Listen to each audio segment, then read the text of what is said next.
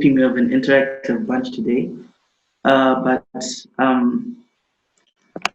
today we're going to be looking at the life of Daniel and the leadership lessons that we can learn from him. It's unfortunate, or rather fortunate on my behalf, that I found Mr. Mafoti here. I'm going to be asking you to read a few verses for us, if that's fine. Yes? Mr. Mafoti. Okay. All right then. We'll just continue. I can hear you. Okay.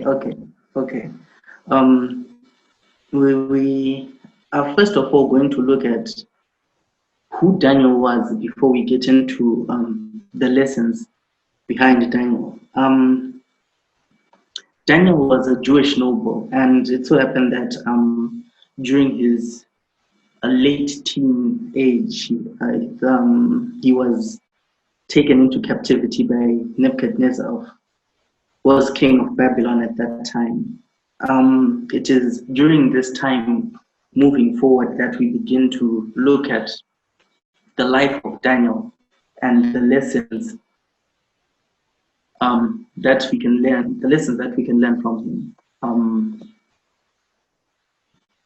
The first one, diving right in, live according to God's principles.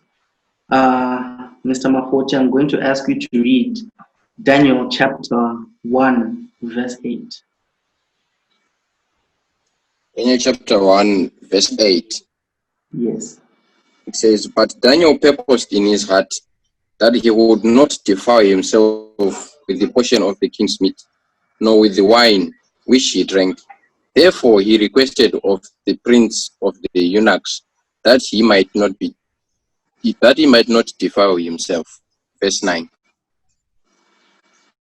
Okay. It's very common that people tend to want to change their principles, change things they know and things that they have known since they were young to suit a different environment, regardless of whether or not those things are good. But in this case, we find that after Daniel has been taken into Babylon, King Nebuchadnezzar is looking for the finest of the young men that were taken into captivity from Israel. And among those men is Daniel. Now they're supposed to be fed the best food, given access to all the best, but the best according to Babylon's standard. But then in all of this, we find that because of the principles that Daniel had from Israel, he purposed in his heart not to defile himself with the king's food. The first lesson that we learn from Daniel from the get-go is that for a person to be a good biblical leader, for a person to be a good leader in any regard, first of all, you have to believe in your principles and stand by them regardless of the situation, regardless of the environment, regardless of the pressures that are around you. You have to stand by your principles. That's point number one. Mr. Mafoti, I'm going to ask you to read Daniel chapter 2, verse 10 to 11. Next. Chapter 2, verse 10. The Chaldeans answered before the king and said, "There is not a man upon the earth that can shew the king's matter. Therefore, there is no king, lord, nor ruler that asks such things at any magician or astrologer or Chaldean." Verse 11. "And it is a rare thing that the king requireth, and there is none other than that can shew it before the king except the gods, whose dwelling is not within flesh. Verse 27 and 28 of the same chapter.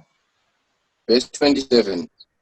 Daniel answered in the presence of the king and said, the secret which the king hath demanded cannot the wise men, the astrologers, the magicians, and the soothsayers show unto the king. Verse 28. But there is a God in heaven that revealeth secrets, and maketh known to the king Nebuchadnezzar what shall be in the latter days.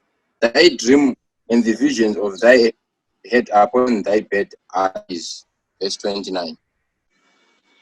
And then 48 and 49. Verse 48. Then the king made Daniel a great man, and gave him many great gifts, and made him ruler over the whole province of Babylon, and chief of the governors over all the wise men of Babylon. Then Daniel requested of the king, and he set Shadrach, Meshach, and Abednego over the affairs of the province of Babylon. But Daniel sat in the gate of the king. In verse 10 and 11 of Daniel chapter 2, we find a problem. The king has a dream and requires first the dream and then the interpretation. Usually it's easier when the king provides the dream and then the interpretation is made. But this time around, he wants both the dream and the interpretation. And everyone around him is telling him, look, feed us the dream and we'll tell you the interpretation. Otherwise, what you're expecting us to do for you is something that is not possible. Skipping forward to 27 and 28, to verse 27 and 28 of the same chapter, we find an introduction of this man, Daniel. He is now before the king, and he is going to solve the king's problem. But before he does, he makes it known that what he is doing, the outcome of this whole situation, him revealing the dream and the interpretation to the king, is not of his own. No, he's getting it from who? From God. Another lesson there: when credit is due to someone else in your success, please give credit to who it is due. That's another good trait that leaders have. And then as a result, in verse 48 and 49, Daniel is he's made a governor over a state in Babylon, and he puts under him three men, Shadrach, Meshach, and Abednego. This came to me in the form of it. It may not necessarily be interpreting dreams, but each of us has a gift or gifts that we are given, and using those gifts that we are given, we ourselves can also using the gifts that were given. If we trust in God with those gifts, He can take us through situations in which it seems that it was impossible. But because He gave you that gift, He will use that gift through you to make what seems impossible possible. And throughout everything, always remember to give the glory back to God, because it is not through your own efforts that you are where you are. No, it is through the help of God who carried you through until the point where you got your reward. That's our second point. Don't be afraid of what seems impossible. Point number 3. Leadership is stewardship, and you are accountable. Leadership is stewardship, and you are accountable. Daniel chapter 4, verse 24 and 25. Daniel chapter 4, verse 24. This is the interpretation, O king. This is the decree of the Most High, which is come upon my lord the king, that they shall drive thee from men, and thy dwelling shall be within the beasts of the field. And they shall make thee to eat grass as oxen, and they shall wet thee with the dew of heaven, and 7 times shall pass over thee, till thou know that the Most High ruleth in the kingdom of men, and giveth it to whomsoever he will. This one was very, it touched out of my understanding that I previously did not have. Leadership is stewardship, and you are accountable. God is the one who puts people in leadership. And when he puts those people in leadership, he gives them the ability to lead and influence people. And when he gives people, and when he gives the ability to lead and influence people, that influence either draws people to you or pushes people pushes people away from you. Now, you have been put into leadership by God, but you are now a steward of the influence that you have of the people that you are leading and the people that you interact with. Since you are accountable for the influence that you have, as a leader, you must be careful of how you influence the next person, because the outcome of that influence on that next person will also come back to you. Don't forget, if you cause your brethren to sin, that sin is upon you. Leadership is stewardship, and you are accountable. For as long as you are leading, for as long as you're in the position of being a leader, and for as long as you are directly or indirectly influencing someone else, and for as long as that influence directly or indirectly reaches someone who has come into contact with you, but because that influence came from you and went to someone else, and then from that other person, it was experienced by a third party, that of chain of spheres of influences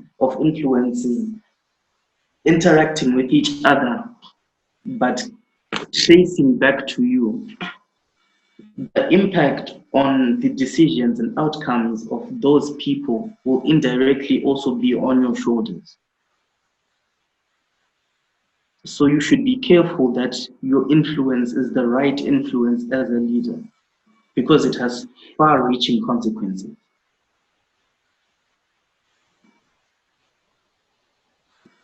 Next point, teamwork takes you further than you can take yourself. Please read Daniel chapter 4, verse 34 and 37. Verse 34. At the end of the days, I, Nebuchadnezzar, lifted up mine eyes unto heaven, and mine understanding returned unto me. And I blessed the Most High, and I praised and honored him that liveth forever, whose dominion is an everlasting dominion, and his kingdom is from generation to generation. Verse 37. Should I read to 37 or verse 34 and 37? Daniel 4, verse 36 and 37. All right, verse 36. At the same time, my reason returned unto me, and for the glory of my kingdom, mine honor and brightness returned unto me. And my counselors and my lords sought unto me, and I was established in my kingdom, and excellent majesty was added unto me. Verse 37.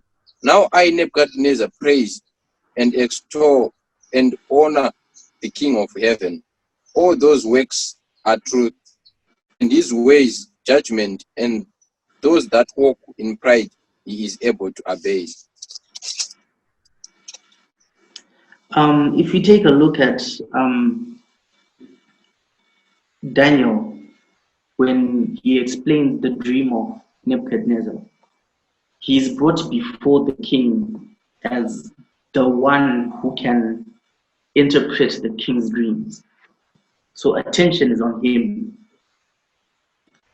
But before Daniel goes on, he makes it known that no, look, I am here, but I am doing my part to interpret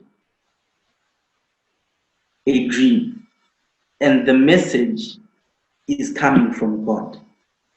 It is not coming from me. Now, in the same sense, after Nebuchadnezzar has gone through his ordeal, he then lifts up his eyes to the heavens.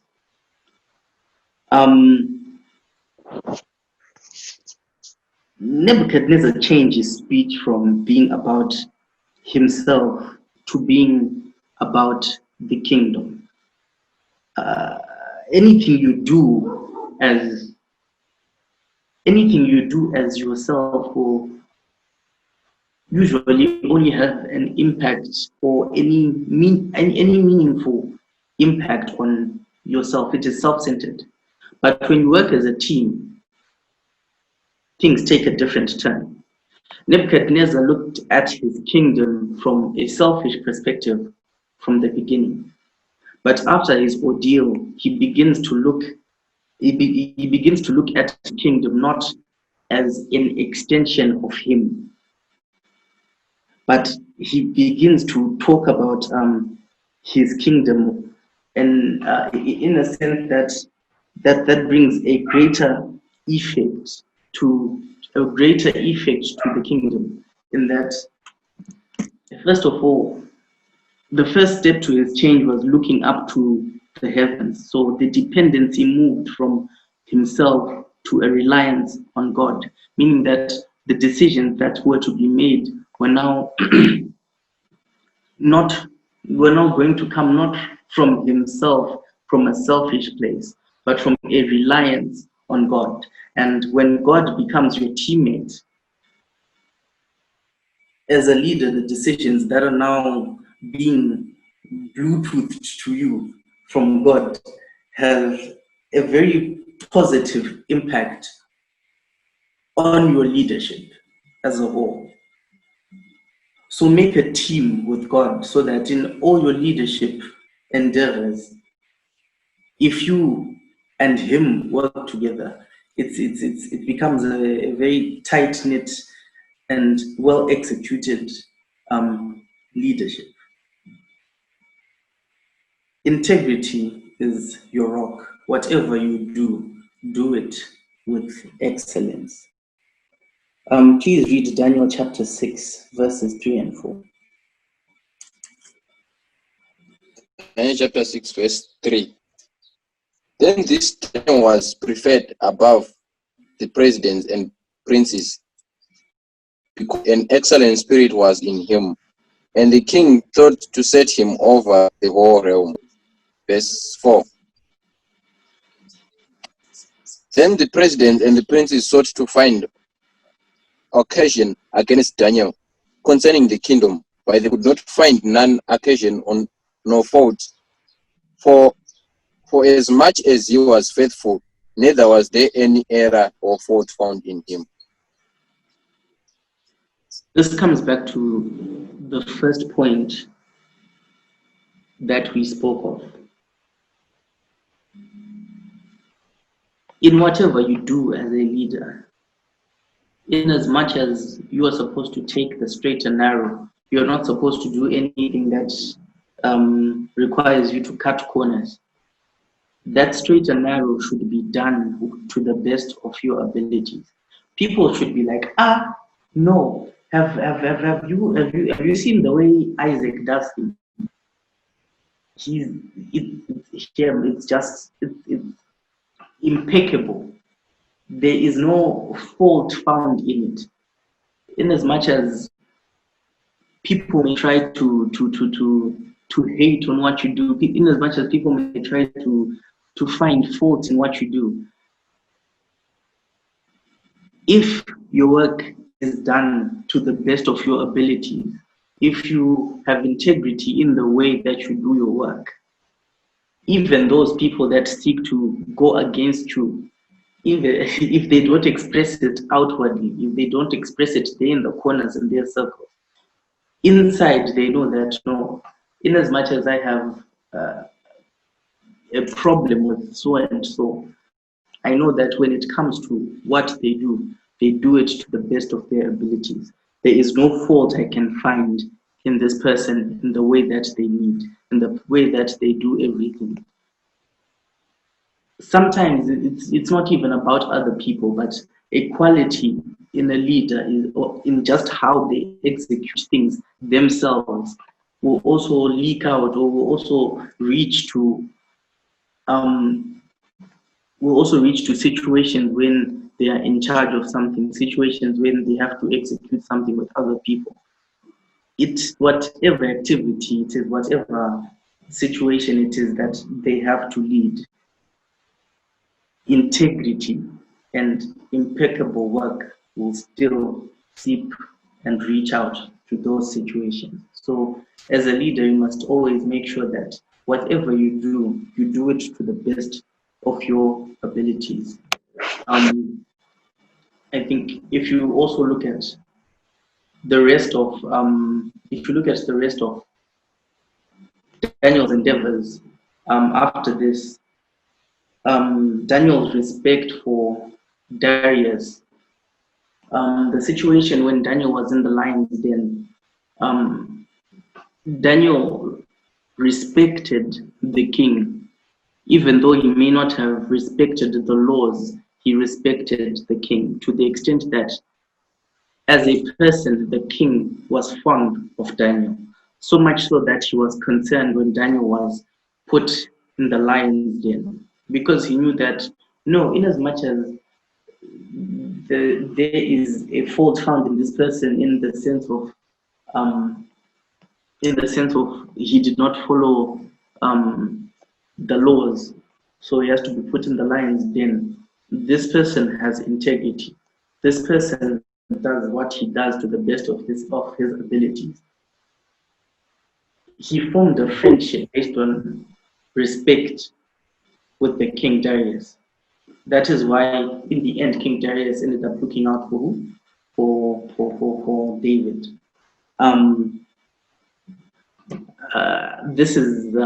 These are the points that I had brought forward on the leadership surrounding the life of Daniel. Yes, of Daniel.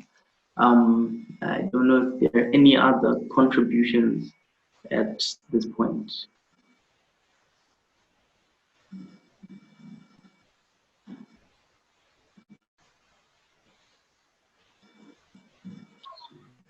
Thank you very much, Tops, for the great presentation. And I think that was my contribution to begin with.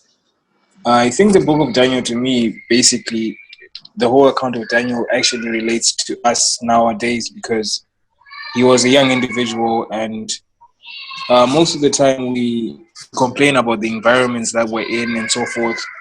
But you look at Daniel, he thrived even in a situation you would think he would have looked at himself and said he was too young for certain things, and the association he had also made things better, because all of them they followed God as young individuals. So for me, it really touches me is how youthful he was, and how it was always a choice for him to always follow God before anything else. Thank you so much. Any other contributions? Actually, my contribution, I would like actually to go back to this second verse that you actually read, which is Daniel chapter 2, verse 49. Right? It says, "Then Daniel requested of the king that he set Shadrach, Meshach, and Abednego over the affairs of the province of Babylon, but Daniel sat in the gate of the king, right? Actually seeing that Daniel, right, he showed true characters of a leader, right? Because leadership is not what happens when you are there, right? True leadership is what happens in your absence, right? So if someone is a leader, right, and that someone dies and their company and their fame or whatever they are leading dies with them, they are a failure, right? Because leadership is what happens in your absence. I want to take a look at Daniel, what Daniel did here. He says Daniel sat in the kingdom, in the palace of the king, right? And Meshach, Shadrach, and Abednego, they were part and parcel of Daniel's leadership. So his leadership was being executed through other people, right? So the main aim of a leader is to mentor others, right? So if you fail to mentor the second person or the person that is next to you as a leader, you are a failure, right? Because true leadership is what happens in your absence. When you are not there, what happens when you are not there? If your company dies because you are not there, then your leadership has failed. Take a look at Jesus himself, right? Jesus himself, when he leading disciples, he says, "It is good for you that I go," right? Because when Jesus left, right, Peter became great. We know Paul became great. John the Revelator became great, right? So what happens is, if you're a true leader, right, the people who are following you, they become great, or you make others great when you have left, right? So if you're a leader, the moment you leave, right, or when you're not around whatever things that you're leading, your things must not die because you're not there. So if you're a true leader, leadership is seen in actually mentoring others and mentoring a successor and finding a successor in other people, right? Even if you look at Jesus, right? True leaders, they don't invest in material things. True leaders, they don't invest in buildings. They don't invest in money. True leaders invest in people, right? Look at himself. He invested in people, right? The moment he invested in people, his church grew. Right now we talk about Jesus. Right now we go to church and we pray to Jesus, right? And he is our father, right? Because he invested in people, right? We know of Paul. Jesus invested in Paul. He invested in Peter, right? Just the same as we should do as leaders. The moment we become leaders, we should invest in other people, right? The moment we invest in other people, our firms or our things that we are leading will grow because we are investing in things. We should invest in a successor, things that can actually grow and produce more fruits. That's my contribution there.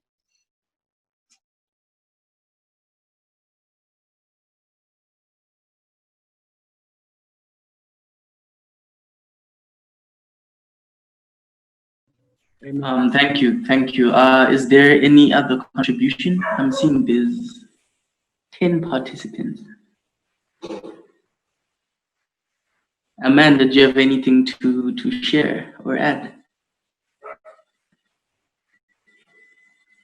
No, you said, or everyone has said everything.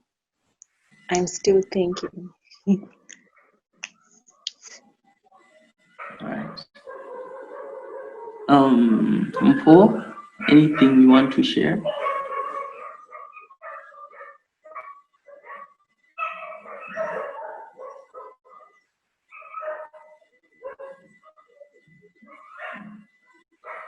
Obed. No, nothing. All right. Obed.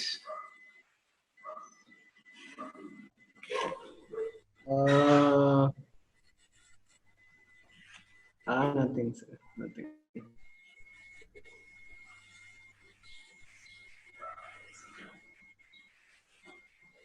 All right.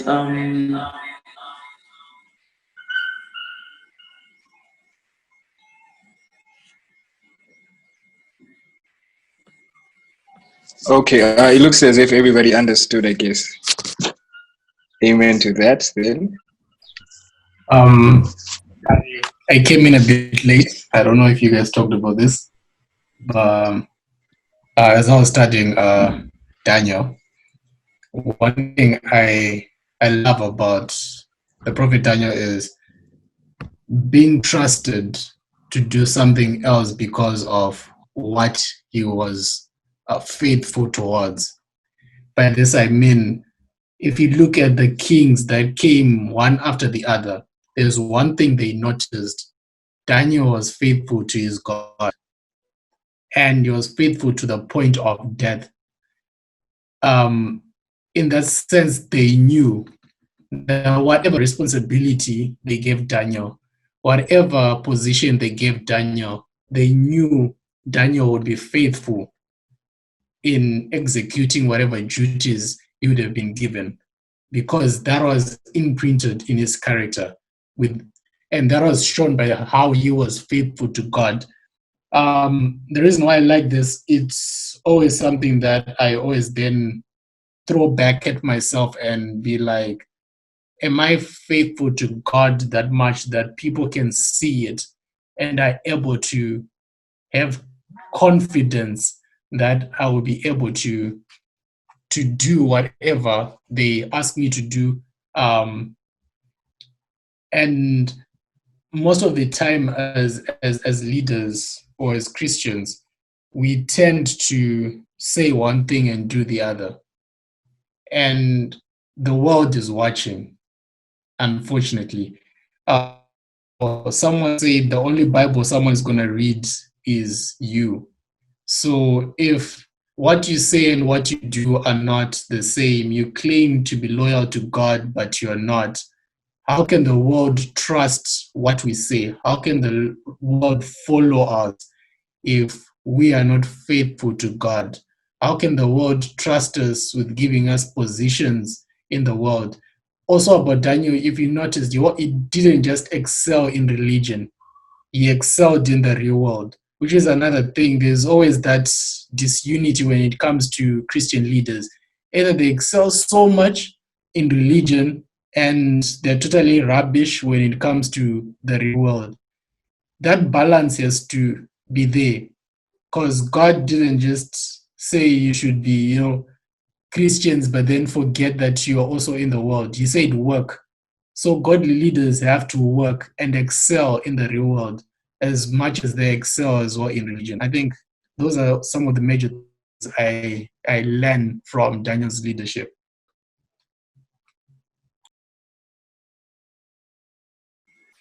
Thank you, Ngoni. I've also made an observation from the life of Daniel. If we take a look at it, it seems as if there's a challenge before a reward every time in the life of Daniel.